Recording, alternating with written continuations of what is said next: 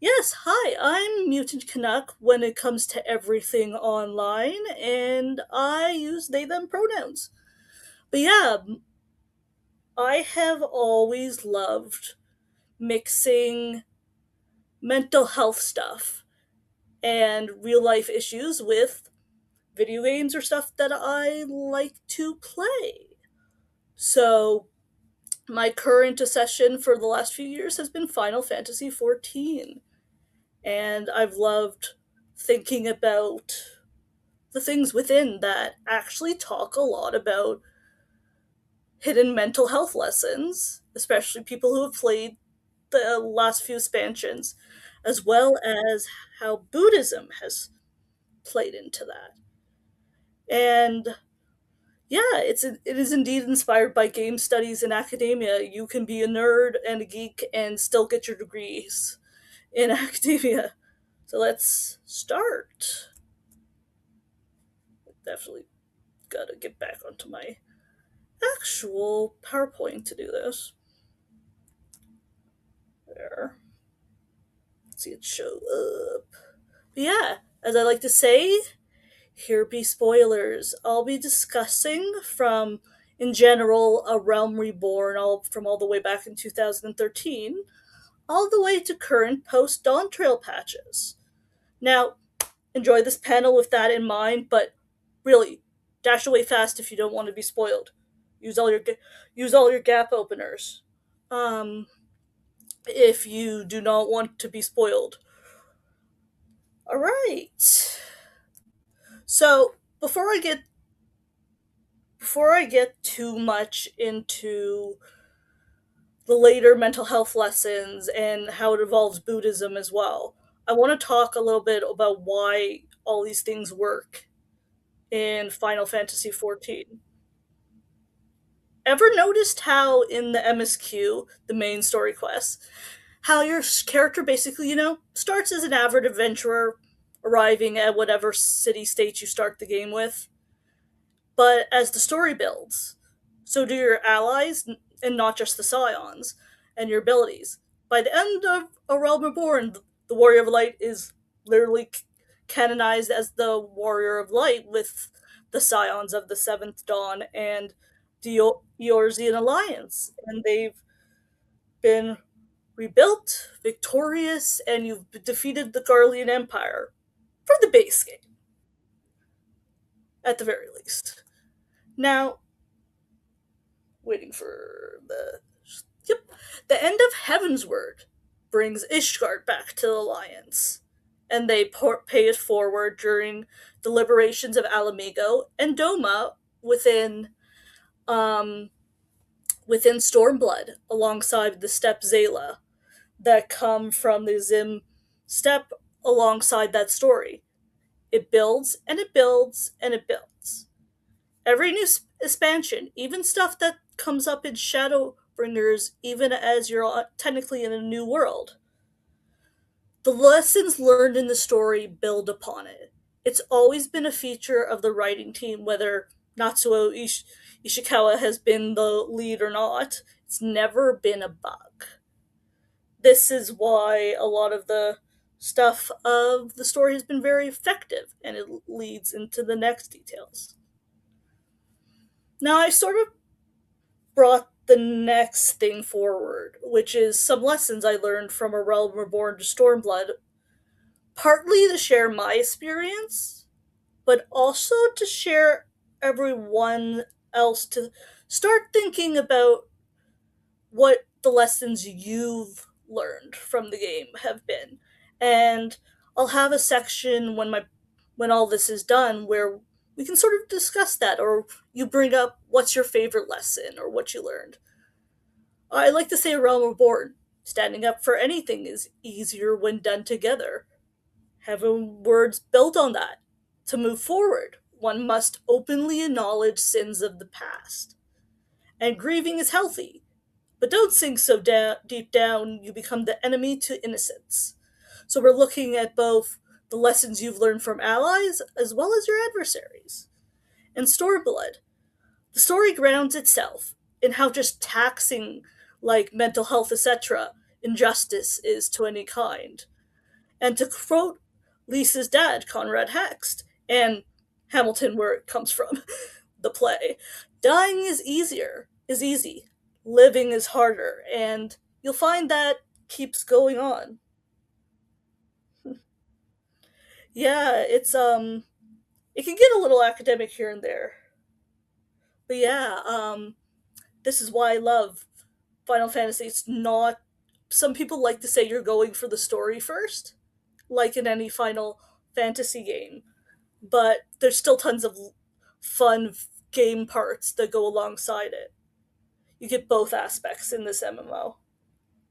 And George, well, very true. Now, Shadowbringers, as we start, is where it gets more interesting, and where some people view it as the best expansion to come out of Final Fantasy XIV overall. While I've loved all the conflicts that had happened in the story up to now, Shadowbringers is fun because it goes where the plot, we go from very physical conflicts against like an imperial force, typical Final Fantasy in some cases, to very ideological ones. We fight the main bad guys behind the scene, the Asian philosophy, through the enemy known as Emmett Selk, as much as we are physically fighting the physical monster bad guys called the Light Wardens and Sin Eaters. Now, this is where I say the continued lessons of community contribute to foundations of the lessons that are told in the next expansions.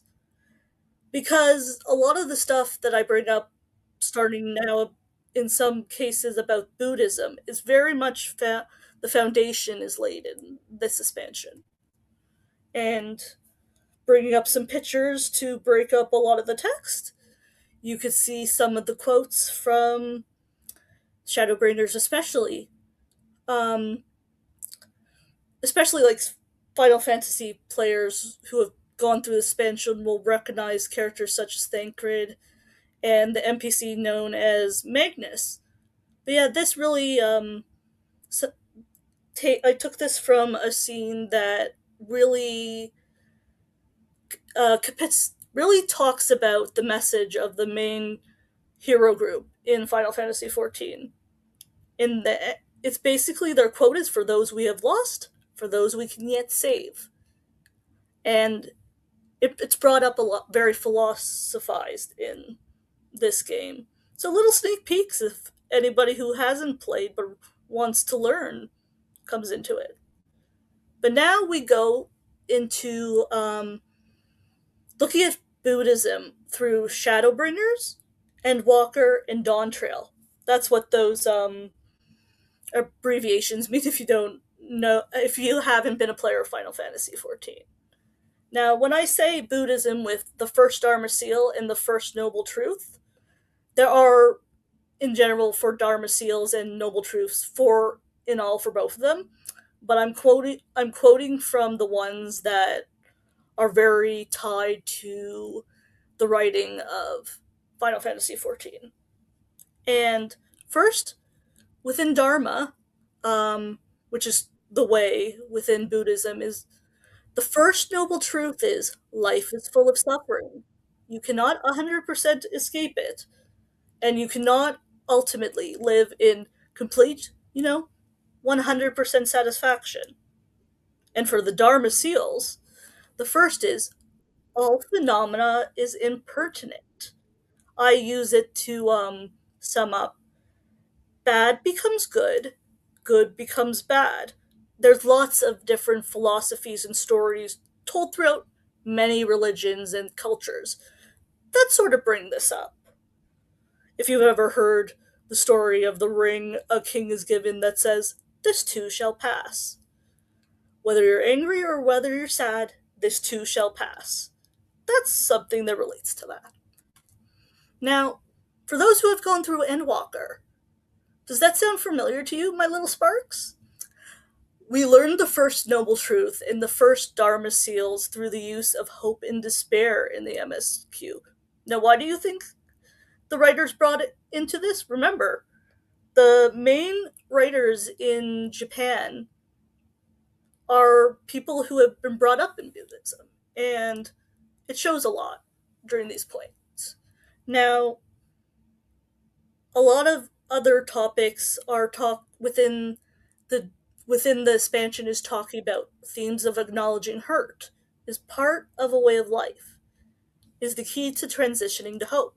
Yes, you can't avoid hope. You can't avoid hope. You can't avoid hurt all the time, but you're supposed to learn from it so you can live a better life. It's shown in the lessons of the three sisters and the divinities in Thavner, which is inspired by India and South Asia. The musings of Vana is Heidelin, of the mother goddess of Eorzea. These are all reflected from the lessons of Buddhism and spread in multiple different forms throughout the story we experience. And it's important to see why, but also to understand how the writers brought real life stuff into the expansions we've played and the stories we've learned. Now, waiting for. There we are with some more scenes, including one of my own Warrior of Light popping up in the bottom right. But yeah, there are lots of screenshot worthy scenes in this game, but especially during the points of Endwalker where groups come together to comfort each other. Whether it's the resistance delegate in Camp Broken Glass, or Matsya and the other villagers quoting their religion of the Three Sisters and the Elder Divinities to calm themselves after experiencing something traumatic. Or it's the lessons Heidelin herself had to learn in the story and pass the message on to various cultures in their world, and then pass it on to your character and the other characters in the scenes. It ended up with Endwalker and Shadowbringers very much affecting people mentally, but positively mentally, because as you keep playing a video game for thousands of hours, not just the main story quests, we're talking messages that are brought down into crafting quests and gathering quests, into the little yellow side quests that end up making a world feel more vibrant alongside the main story quest. All is brought in through these messages throughout the game. And then our characters save the world.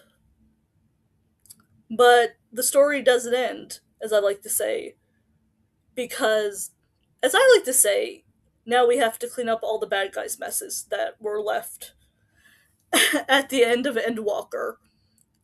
But it's also, we're continuing on learning all these different stories compounded by what we've learned before. It's a new story arc, the first after the 10-year story arc from A Realm Reborn to Endwalker. But the lessons we've learned in from Endwalker to yes, sorry, from Endwalker to um, all and its post content, we keep the lessons we've learned before. And a topic that pops up in Dawn Trail a lot is the cycle of life and death. Mostly the mourning of people, remember them, but moving on in honor of those lost. It's never forgetting those who have died. Alexandria, as it pops up from Final Fantasy IX in its in its own remixed version within 14. The cultural stasis is unhealthy because when the memories of people are locked away when they die and they can't remember the pain of those who've lost, they're not able to process it. Plus, they're not able to really have all the conceptual understanding. And really, you can, it's a fantasy and sci-fi game. But you can bring all the conflicts that come within the main story of the expansion and its current post-patch stories going on. Ultimately, what we're talking about is the conflict in the expansion and the patches. It comes from acknowledging, or in the case of some of the bad guys, refusing to, that life's not infinite. It's a hard truth, but rather face it with hope to go along the despair in this sorts of cases. And it's really important lesson. And here's some scenes we have from both a little bit of the actual expansion and the write down with our favorite catboy. But you also have Speen herself, who you might know is the actual Garnet character from Final Fantasy IX, but our own version of it, is that being able to say that life does, your memory carries on. It's not to teach that death is to be feared. And it's meant to offer comfort to those we left behind. And as it says, for one day, the memories we leave behind will be the warmth another needs when their mourning finds them. And I think that's important. No matter the message from where it first began, learned before, and passed down through the Mother Goddess of Heidelin to all the different dimensions called the Source and its shards. It's the same lesson, but expanded. And no matter how you use it, I think it's important that we were able to learn it. Now, what does this have to do with mental health? Now, not everybody will relate to the first Dharma seal and the first Noble Truth that was used to tell the story in the later expansions. But from all that I've read and all that I've talked to people, both near and far, about the impact Endwalker's had, it's basically there's been enough that articles have been written, enough that personal blogs and videos have talked about how their own mental health has improved since going through this. I think it proves to some extent that the use of Buddhism in Final Fantasy story, and the use of other religions and philosophies, have impacted enough people to continue talking about said impact. And I know that not everybody liked, in the end, how Dawn Trail was rockier as a new story arc starting, but there's a lot that happens to have done in the later part of the story that deals with the deaths of loved ones that hit me very hard as someone who had lost their father in the last few years. And there are points that some people within spoilers would know that got me thinking about the memories I had had with my father. Essentially, thinking about the positive memories that had been pushed back with the negative in the last few years. And ultimately, you don't always have experiences within games or social media that makes you think of that. And that's why I'm always thankful for it. Um, it really is. The world of Final Fantasy is fantastic, but what I've loved is, again, the conflicts have always been rooted in understanding human nature and morality. Whether you've been playing a cat girl, or a humanoid lion, or an elf, or a bunny person, um, the people and the conflicts have always felt real, whether or not they can do magic or not. Now, yes, let's see. Okay, now I know we've got about a good number of minutes left to the panel. I want to open this up to people who have both played the game as well as maybe those who have not, to ask questions from those who have. Do you have any questions about what I've talked about in general, like Buddhism and mental health within game studies, or just, plain what the heck is game studies? And feel free to give your own examples of lessons you've learned from Final Fantasy XIV. Everyone has their own experience, and that's a lot of fun just learning about it. Why were these scenes and lessons impactful for you? That's what I'm interested in now. Hi, folks. This is my actual face, and this is my little shrine to Final Fantasy XIV behind me. Partially why I wanted to show off. You don't expect it to pop up in video games a lot, but apparently, Final Fantasy XIV is one of many Final Fantasy games, and there are a lot of them that tackle um, different important topics. Like we see a lot of Final Fantasy VII going on right now, and that's been a lot about ecology and environmentalism, and especially some of the characters belonging to ecoterrorism. So it's a popular fun game that's been mythologized, but it's not the only examples. Exactly. Cthulhu is very good with it's an excellent reminder that we should live our lives to our fullest to find joy while we can. That's definitely one of the messages it talks about. And it's not always easy to internalize all the lessons when you think about it, but when you keep playing all these games for hours and hours, you realize sometimes, if you're an introspective person, that you're internalizing the lessons that have been told to you. And I think it shows up in later expansions as well.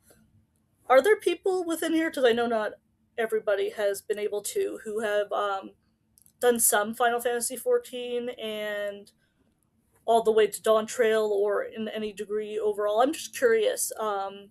Is there one character in Final Fantasy XIV that you really empathize with in terms of the plot and your thought about mental health issues that they maybe went through? It's a really good question. You guys all hear that? Just to make sure. Um, yeah, my my answer would be twofold a little bit in terms of who do I relate to overall, and who do I relate to in terms of mental health things that they had gone through. Now, it's a little not surprising that there's a few characters in both the main and non-player cast, and other characters that you could very much say are autistic coded, as I am been officially diagnosed since I was a teenager. Um, I know when it comes to who do not necessarily who's my favorite character, but who's the most like me. There's a character known as Uriange Orogelt. I'm probably mispronouncing that last name. And Grahatia as well. One is, if you look up your Uriange, as in Uringer, big, tall elf character with grayish hair. Um, and the other character is a shorter, redheaded cat guy. Both of them are pretty darn autistic coded in how they act, and I tend to use a lot of big words naturally in general, and I don't think, and he uses much more antiquated language, but I was like, oh dear, I see myself a lot in that. But yeah, overall, I think I see a lot of myself in terms of mental health journeys, partially in the character Uriange, but also in some of the other characters. There's, if you can see that character back there from the autograph I got from his voice actor, Thancred. Well, Thancred's the character. Um, he goes through a lot of dealing with feeling like he's doing enough, or he's done enough, or, and a lot of his thing is he's looking after the reincarnation of his dear friend who he wasn't able to save. A lot of it is coming to terms with doing exactly as much as you need to and not putting as much pressure on you. Oh, this is another one. Oh, I liked Prompto too from Final Fantasy 15 a lot. Um, Kitty Canuck's question is: do you think Final Fantasy 14's mental health themes are more powerful because they're somewhat explicit, or because they're embedded in character stories and world building? That's a good question. Um, I think I'd like to think they're both in some ways, because there's definitely within Shadowbringers and in Walker is and Dawn Trail as well. There definitely is specific moments where it's more explicitly set out, but it's not only. You'll find that the lessons creep in as within these character stories, especially since we also get supplemented short stories if you're a fan of, on the actual website for Final Fantasy XIV, which is called the Lodestone. You can read stories that they couldn't tell in the main game. Yeah, I think the fact that the world building and the story and the MSQ all comes together to to talk about storylines, but you'll also find that like crafting quests later on in the game, they have societies that are within the various regions that you can do crafting quests, combat quests, and gathering quests, and you will find the stories are continued on in those as well. And I think because they both do both aspects of embedding it within the story once it's been established more explicitly, it can be grown on again and again and again, which again is the from the bottom up storytelling, which you can find is very effective in a lot of different sources. But yeah, and again, as Kukathulu said, said I wasn't. You weren't the only one to bond a lot with Prompto, and that's important because each Final Fantasy has a story to tell, and what the theme is depends on the story and the gameplay, and that's what I think I really enjoy from the games I've played, and the games I've sort of seen in remixed versions um, through Final Fantasy 14. You get stuff from Final Fantasy 1, from Final Fantasy 4, from 9, from Tactics and 12. The stories are retold and brought in, but you get to see the universe the writers are talking about, and it's a world I enjoy so much because thought is put into it. But yeah, that's basically what some of my thoughts are been. Uh, I'll let you in a little fun fact is that I actually wrote about my own experience. For I had I'm a mature student when I graduated in 2024 at Toronto Met. I have a degree in disability studies, but what I enjoyed during this series of my degree is that I was able to look at a lot of geeky stuff like television shows, comics, and explore it from a disability studies perspective. And yeah, I was able to write about my own experiences going through the storyline, especially Shadowbringers and Endwalker. At that time, Dawn Trail had re-released. Um, but yeah, I was able to write about that and talk through what's called an autoethnographic perspective, which in talking about why myself as a certain population person, why did it affect me this way? And ever since, I've been thinking about these sorts of topics. Naruto, yeah, that true, the outsider sort of thing. We've all been looking up sources like of stories throughout here, and it's only when we look at them do we realize they have connections to the outsider feeling, to mental health, etc. Naruto was one of my favorite series growing up, so I can totally relate. Um, but yeah, it's why I like researching academic topics um, through video games like this, and why I think mm, game studies exist in general. But yeah, you can, if anyone's interested, look up game studies, look up studies that have been done on your favorite video games, etc., or your favorite animes. There's some pretty interesting courses offered nowadays, and my only sadness is I can't make more degrees. But yeah, if anyone other topic or yeah, um, oh yes, definitely Link as well. I haven't played Ocarina of Time, but I know that was a huge aspect of it. You can find a good amount in game studies about Link and Zelda games. But yeah, and as you can see, like I said, all my different little pieces of media that I've had through there. Yeah, I can believe that. Like with Naruto,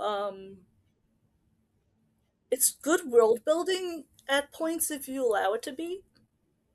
But yeah, that's the power of a shonen character who's an outsider archetype.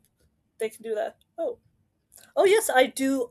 I live on Archive of Our Own a lot.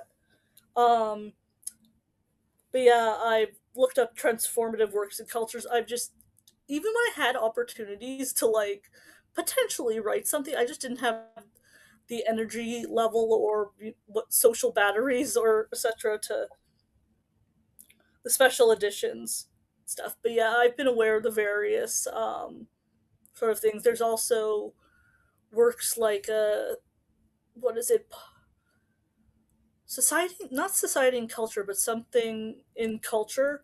That's a good one that has a bunch of like articles about video games that come out in various sources. um, and again, you'll find lots of courses in liberal studies and mass media within universities. I had an elective course that was on comic books. um, but yeah, it's a really interesting game, a really interesting world. Game studies, whether it's Final Fantasy 14 or not. People have written about World of Warcraft and various MMOs as well. But it's a very fascinating world you can live in if you have the opportunity, even just to look into it. Because obviously, you're interested in the topics if you're coming to a panel like this, in some regard or not. It's you if for people who want to learn more, learn going into literary studies and game studies is a perfect way to nerd out without realizing um, you're learning something academic, or you're really learning something academic and you didn't realize it. Yeah. Yeah, it is an MMO. There are other games that are not within the Final Fantasy series, but it's specifically an MMO. There are a lot of options to like do NPC support for certain dungeons and etc. But there is certain levels of social you have to do, but it's up to you to how to degree. So yeah, you make your own character to do the story. There's a trial that takes you up to 2 expansions. There are limitations for the trial, but it's pretty open in terms of how much main story content you can get. It actually also has a meme. But yeah. But yeah, there's lots of stuff you can look into. They have their own wiki, etc. But yeah, um, it's a fun game if you have the time sink to put into it. And there's lots of different stuff to do. But yeah, I think we're starting to wrap up in the time we're allotted, if I'm right, my dear tech person. Okay, I got 5 minutes. But yeah, I would look into if you're starting out Final Fantasy 14 trial. We even have our own meme about the trial. Um, but yeah, there's lots of different stuff you can, and from the get go, even if they don't always update it in later expansions. Oh god, art. Yes. I don't have enough money to do art, but I love art from the various characters. My current obsession nowadays is starting over on a new because they have servers and worlds. And the one that has my favorite streamers has opened up, so I'm making character for that one. But yeah, there is a market for art. Um, if you can make art, you can make lots of money on people liking your art from Final Fantasy XIV. It's an amazing world if you're able to join. But the other Final Fantasy games are also good as well. But yeah, um, you can find me as well on most social media, some variety of um, Mutant Canuck. It goes all my way back to my original MMO City of Heroes. If anyone knows it, is feeling old. I do sometimes. Um, but yeah, Good luck for the next panel, Car Hunger. Um, but yeah, um, essentially, yeah, I'm on Tumblr as well as Memories of Gelmora, which memories and of you can probably figure out yourself. Gelmora is Gelmorra. It's references something in Final Fantasy XIV. But yeah, I hope you guys enjoyed it. Got a little, got your brain thinking, and I hope you enjoy the rest of the panels that are here to come because you gotta enjoy where you can go to a convention from the joy of your own home. I am going to say, yeah, Thank you very you, much, Mutant Connect, for coming and um, being here with us today. We really appreciate you taking the time to walk us through Final Fantasy XIV, which I personally don't know anything about, but it was very informative, and I'm like, maybe yeah, I it'll may have my spoiled thing. you a bit if you're okay with that, but getting to the point is a good experience. Do you know what though? I find like with spoilers, if you don't know the game at all, spoilers don't actually make any sense. It's when you kind of know the game and then you get spoilers because you know the Yeah, characters. But thank you very much. We really appreciate it.